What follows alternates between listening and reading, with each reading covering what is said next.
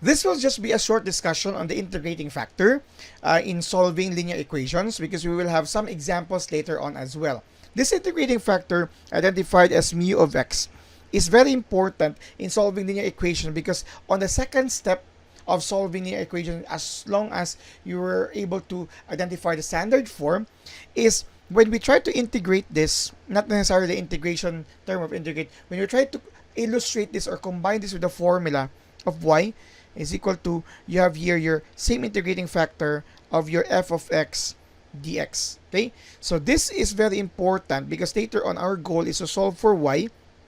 So with this integrating factor together with our function identified on our standard form in this manner, p of x of y is equal to f of x. Okay, this is the standard form. We can now use this in that together with integrating factor, and then later on again solve for y. So how do we solve for our mu of x? Okay, when can we solve for our mu of x? Our mu of x is simply equal to the result of your e, that's your exponential notation of, you have here the integral of your p of x dx. Okay, this is our integrating factor.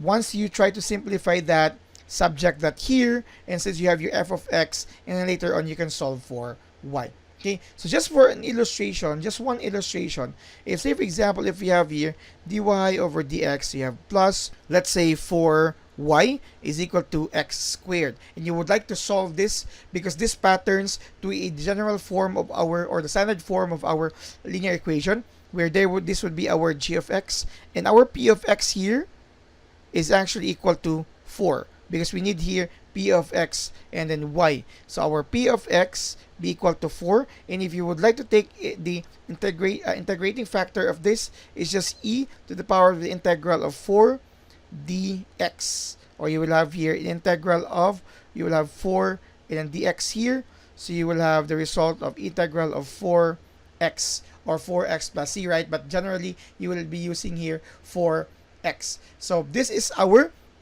integrating factor, which would be needed in order for us to solve for this value, or the solution for that, using the same process that we have discussed in the previous video.